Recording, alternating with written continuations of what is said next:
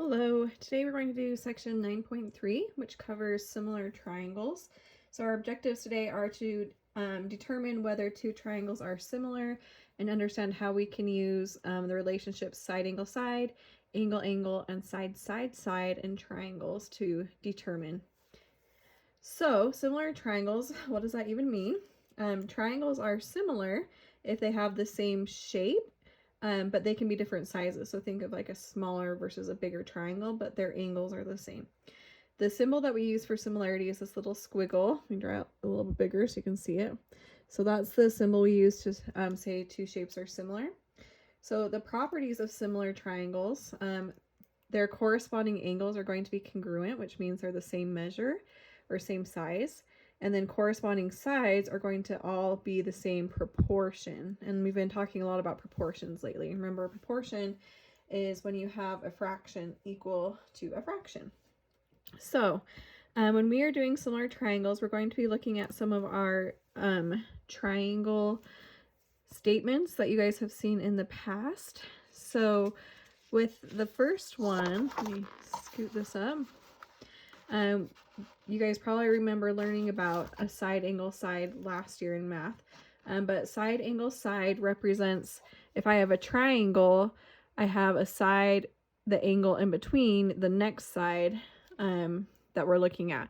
So what we're saying is that if I have two triangles where they have a side angle side relationship, or SAS, what that's saying is that the measures of the two sides are proportional, and that angle in between the two sides is going to be congruent or the same size. So let me get some colored markers here to kind of highlight. In a side angle side, you're going to have a side, another side, and then that angle in between them. So we have to make sure it's this angle that's in between the two sides. One of the biggest mistakes that I see students make when doing side angle side is they don't use this angle in between the two sides. They try to use one of these other two angles. It has to be the angle that's sandwiched in between the two sides that you're looking at. But let's say I have this side, this angle on this side, and I know that it's similar to this second triangle with the side, and the angle in between. So that's one of the relationships that we can be looking for, is that side angle side relationship. So to tell if the sides are proportional, what you would do is I would take this side AB and divide it by this side DE. If that fraction, AB divided by DE, is equal to the other sides being divided, so this side BC divided by EF, then we know they're proportional. So I want the fraction of this side over this side to be equal to these two sides divided, and then they're proportional. And then the angle has to be the same size. So let's say that's a 30-degree angle, then this would also have to be a 30-degree angle. We also have side. You probably remember that one from last year too. This is similar, but instead of having an angle, you're just using all three sides. So the side similarity statement says that if the measure of the corresponding sides of two triangles are proportional, then the triangles are similar. So if I have my triangle, we're looking at all three sides this time. So I would take side AB and divide it by side DE. So I want to see, do those two sides, what is that fraction? And then does that equal side BC divided by side EF? And does that also equal the third side? So AC divided by DF. So we're looking to see that all of those sides, if I divide the matching sides into fractions, we should get the same number on all three of them. And if we get that, then we can say that by the side similarity statement, these two triangles are similar. So it's just a way to kind of prove that those triangles are similar to each other. And then the last one we're going to look at today is the angle similarity statement. So AA is the abbreviation we use for that. And that just says that if we have two angles in a triangle, and we know they're congruent to the other two angles in a triangle. So remember, they use these little kind of arcs going through the angles. Since this has one arc and one arc, angle A is congruent to angle X. And then B, since it has 2 arcs, will correspond to Y. And also, just because we know 2 of the angles, we automatically would know that the third angles have to match, right? Since the 3 angles add up to be 180. So if these 2 angles are the same, then we know the third angles also kind of have to be the same. So in a way, angle, angle is the same as angle, angle, angle with 3 of them. But you really just need to know at least 2 of them to tell. So if we know that 2 angles in a triangle are congruent to 2 other angles in a triangle, then the triangles have to be similar because their angles are the same size. So that is the angle-angle statement. So let's actually look at some examples. So we want to determine whether the triangles are similar and then write a similarity statement. So a similarity statement is what we were just practicing up here, this kind of thing right here. So when we have this first example right here, we see we have these 2 triangles, and it's okay if they're flipped and rotated. They can be moved around. It does make it a little bit harder though to figure out what side corresponds to what side in the other triangle. So you kind of have to, think it through your head. Like if I spin this triangle to match up with this triangle, where would the sides meet up? So notice, let's first try to decide, do I have a side angle side, a side side side, or an angle angle triangle? We have those 3 options. So I want to look and see what information did they give me to start out with. In this big triangle, I have this side AB and the side AC with this 30-degree angle in between them. So far it's looking like a side angle side. Same with this smaller triangle. I have this side DE and side FE with a 30-degree angle in the middle.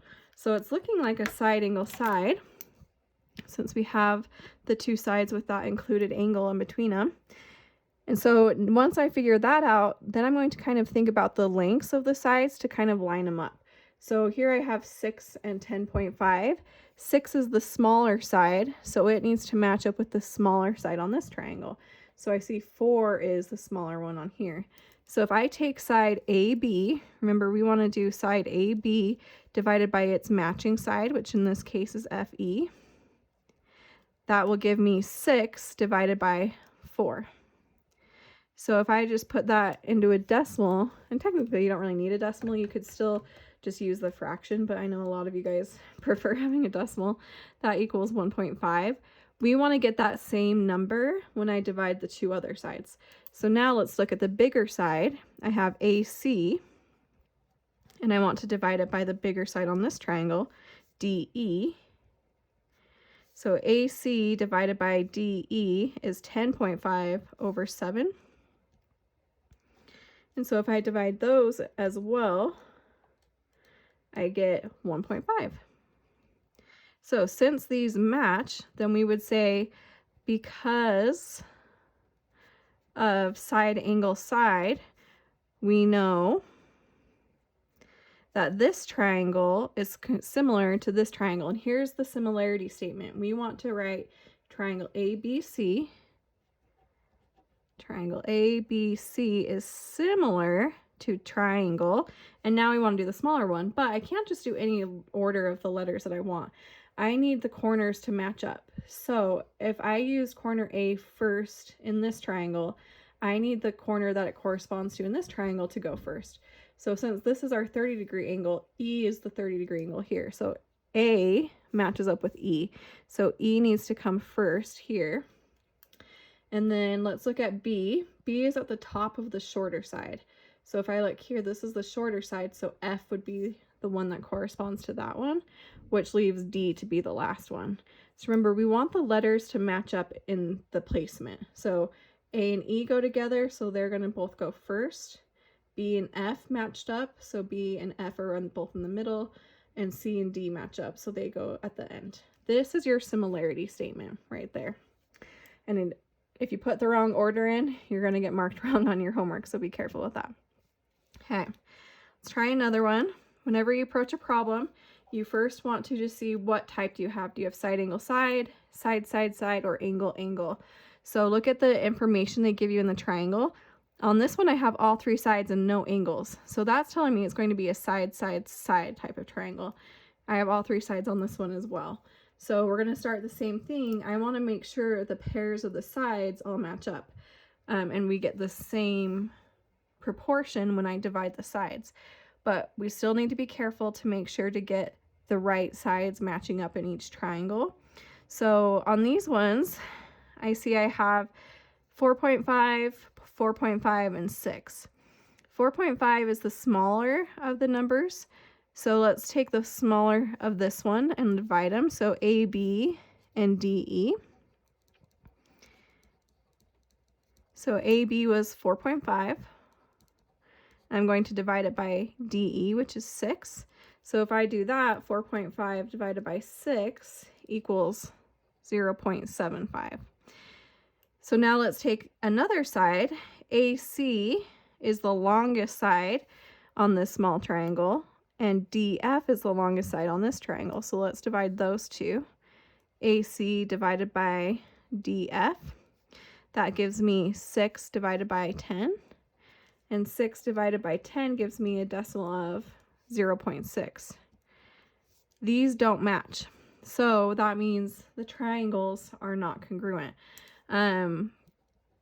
So sometimes that's going to happen, or sorry, not congruent, but similar. Sometimes you're going to get ones that aren't similar, and that's okay. That's what we're checking for.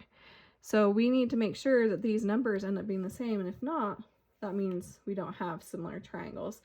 If we had done the third side, 4.5 divided by 7.5 would have given us a decimal of 0.6. So those two would have matched, but these ones didn't. Okay, let's try another one. This one has a more unique position of the triangles. They're kind of overlapping each other, so you kind of have to use your head to kind of piece them together. So identify the similar triangles and then find the value of x. So we see they both have the right angles, which is kind of nice because that kind of gives you a point to go off of when you're trying to line the sides up. So I have this small triangle. I'm going to write it off to the side, and that can be kind of a helpful technique when you have ones overlapping like this. So I have A, B, and then this point is E right here. So our height from here to here was 3. And then on this one, they gave us the piece from A to F and then from F to E. So if I want the total, I need to add those together. So 2 plus 2.5, that gives me a total of 4.5. So this is 4.5 here. And then we have our big triangle. I'm going to break this one up. Here's C, D, and then this point is coming to F right here. So from C to D, they told us is 6. And then we have that kind of piece part right here again. We have from D to E is X, and then from E to F is 2.5. So from here to here is going to be X plus 2.5. So we have kind of a equation there to work with.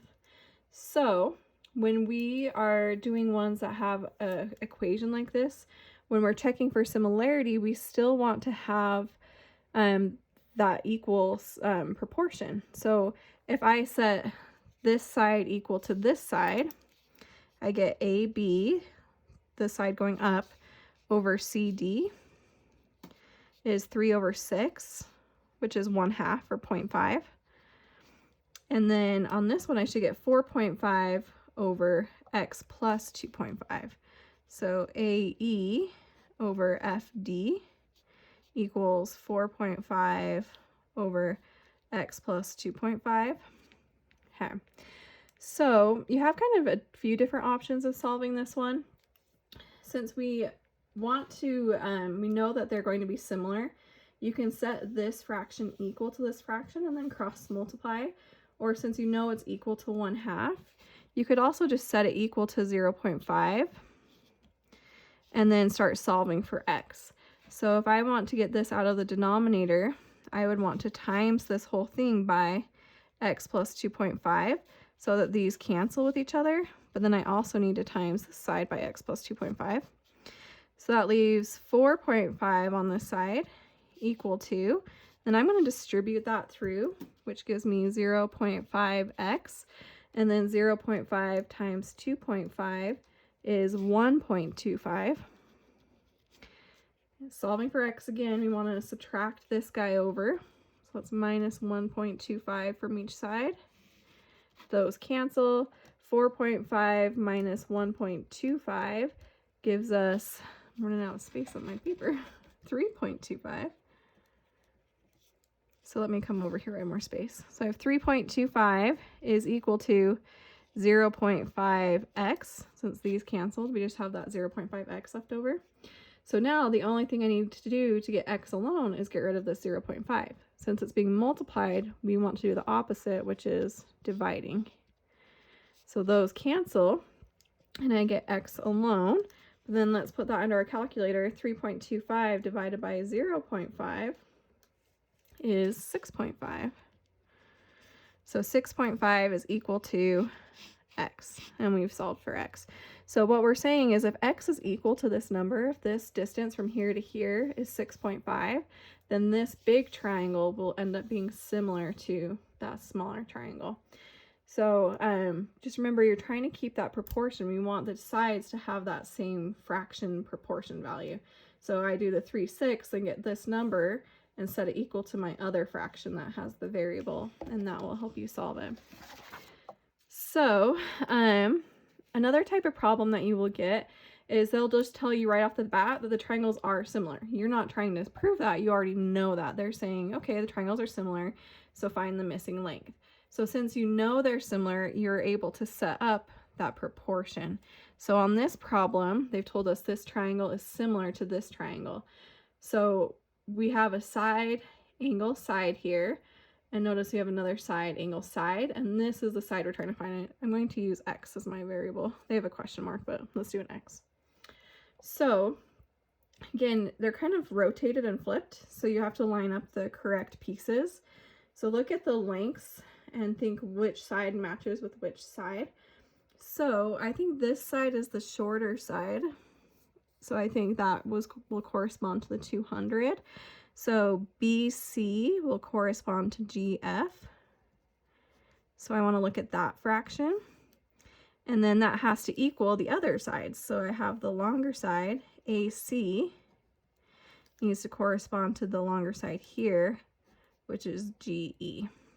So if those are true, which they already told us is true, we can actually solve for x. So now I just kind of plug in my numbers that I have. So from BC, I know is 200. So I'm going to plug that in, and I get 200 over GF, which is what we're trying to find. I'm just going to put an x. AC was 270. And then GE is the 189. So we have the fractions of the sides set equal to each other, and we're trying to figure out what x should be. So again, whenever you have a proportion or a fraction equal to a fraction, you can just solve by cross multiplying. So I get x times 270, which is 270x, and then 200 times 189, which is equal to 37,800. So solving for x, we just need to divide by that 270, which is good because that will make our number smaller and not so big. So 37,800 divided by 270 is 140. So that would be our distance. So we're saying that this side is 140 long. And you're done. Okay, let's try another one. This type of setup, you have the bigger triangle sandwiched in with the smaller triangle. So again, kind of figure out your sides. It is a little bit easier on this one to figure out the sides since they're sandwiched together. You know, this shorter side has to match with the longer side. So they've told us from D to R is 87, but we don't know what D to C is. That's our question. So I'm going to put an X there. From D to Q is 84, and from D to B is 476. So those are going to be our two sides. We have this side and then the longer side. So RD over DC. And I want to set that equal to the short side here, DQ, over the longer side on here, D to B. So plugging in the two numbers, D to R is 87 over D to C. That's what we're trying to find. That's our X. DQ is 84. And then DB is that 476. So solving, once you have those plugged in, to solve for x, we're going to cross multiply again. So bottom to top, x times 84 is 84x. Another big number here, 87 times 476 is equal to 41,412. Then let's divide by 84, So if I divide that by 84, that gives me an answer of x equal to 493. So the distance from D to C is our 493. So let's look at some story problems now, which I know are everyone's favorite. So that's how we actually apply our math, which is good to know. So archaeologists, among other professions, rely on these different properties we're learning: angle, angle, side, and side, side similarity statements to determine actual distances and locations created by similar triangles. So many engineers, surveyors, and designers, like architects, also use these statements along with other properties of similar triangles in their daily work. So like even my dad, who is a roofer, when he works with the slopes of roofs, they make triangles, and he does a lot of this as well. So having the ability to determine if two triangles are similar allows us to solve many problems where it is necessary to find segment lengths of triangles. So I know it seems like when you're going through this that it's not helpful, but it actually can be applied to several different types of professions. So let's look at a couple story problems. On this one, it says finding the distance across a canyon can often be difficult. A drawing of similar triangles can be used to make this task easier. So use the diagram to determine the length of AR, the distance across the, looks like it got cut off. Yeah, I'm a missing word there. So, the canyon, that's what it was supposed to be.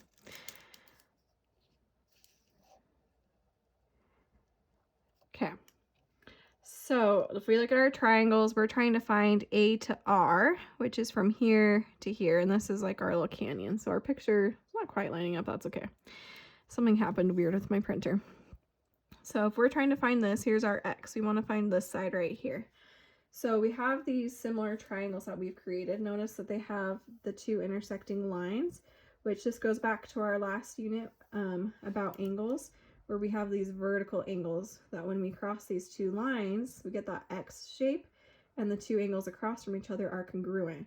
So this angle is the same size as this angle right here. So we can kind of use that in helping to prove our similar triangles. So they also have this distance from A to B. It's kind of small. Let me write it bigger for you. Is 180 meters or miles. And then they gave us from B to C is 90. And from C to D is 75. That's a little bigger. So we want to set up the same kind of fractions that we were doing before to create our proportion. So make sure you get your sides lined up right. And again, we have kind of that flipped and rotated triangle pattern here. We have these congruent angles, and then we have the 180 and this side. So we need to figure out these two sides, which ones do they go with these two sides. So since the 180 is touching the angle that we know, the 90 is also touching that angle. So these two lines are going to match up with each other.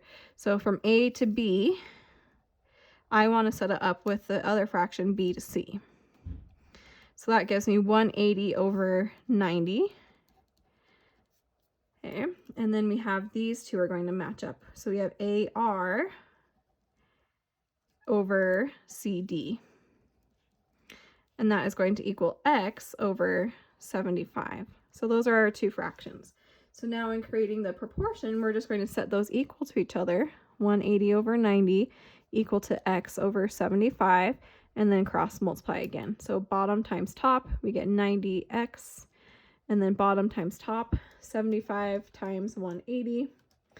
That gives us 13,500. Then we wanted to solve for X by dividing by 90 on each side.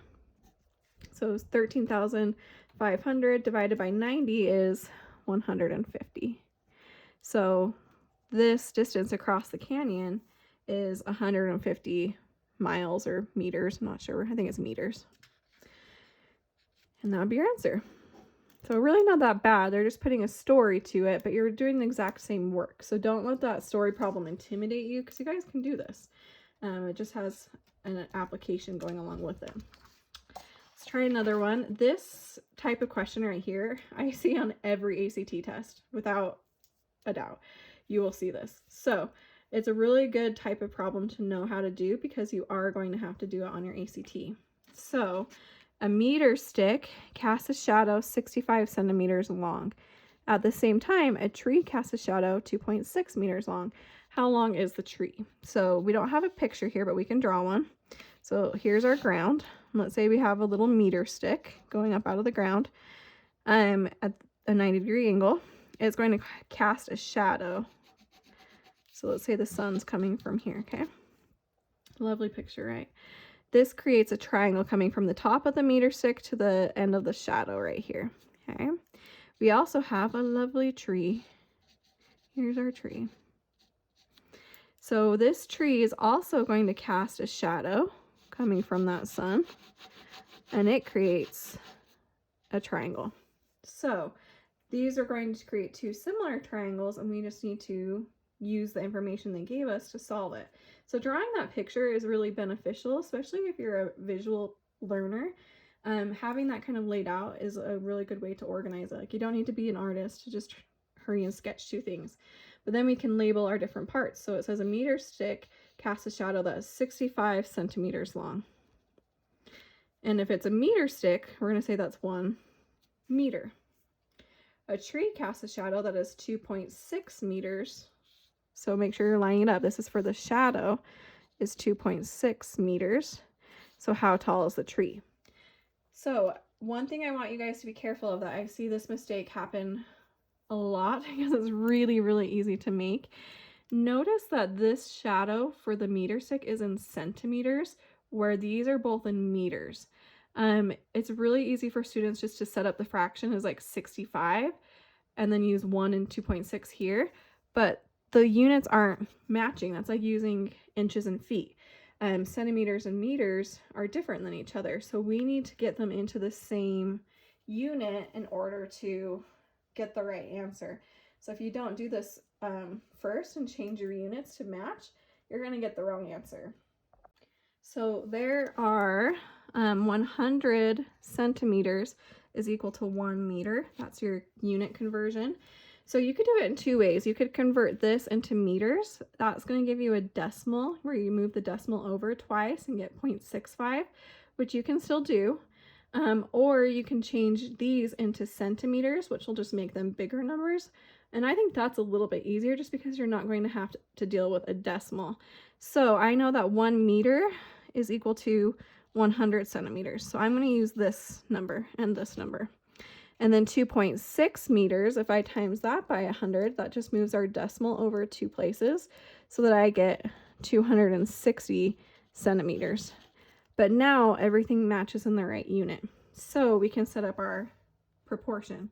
I can set up the two shadows. I'm going to do 65 over 260, because again, we want them to both be in the same unit. So now they're both in centimeters. And I'm going to set that equal to the fraction of the meter stick and the tree. So we have 100 centimeters over x, which is what we're trying to solve.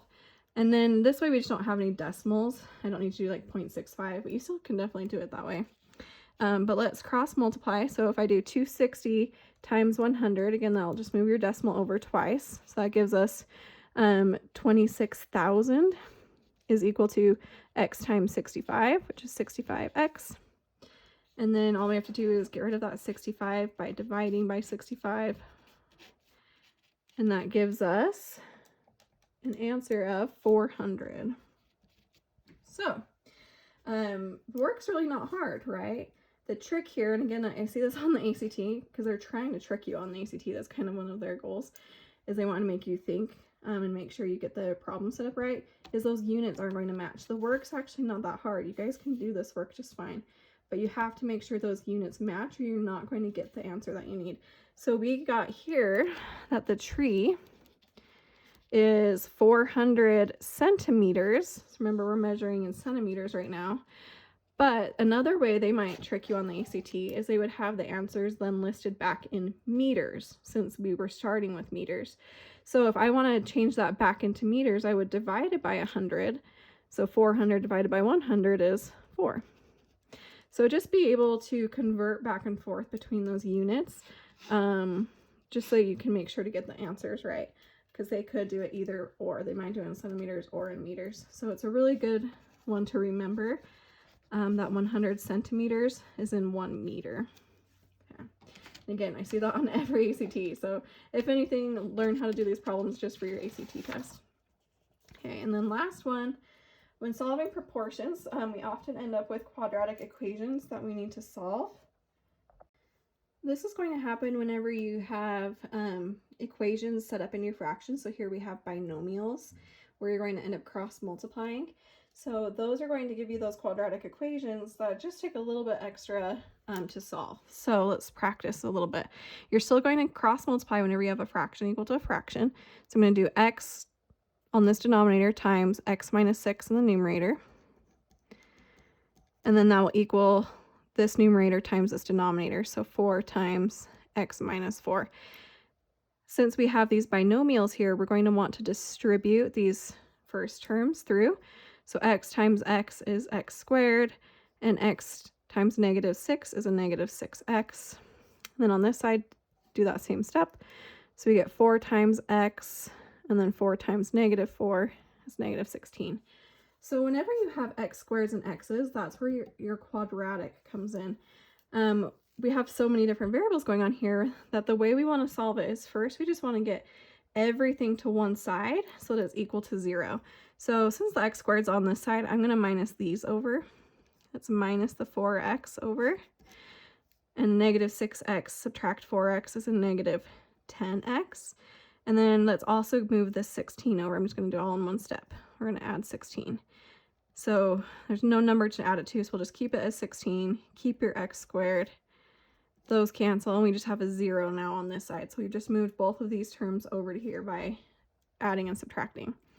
But once we have 0 on this side, notice how we have that quadratic. When we solve quadratics, the easiest way is to factor.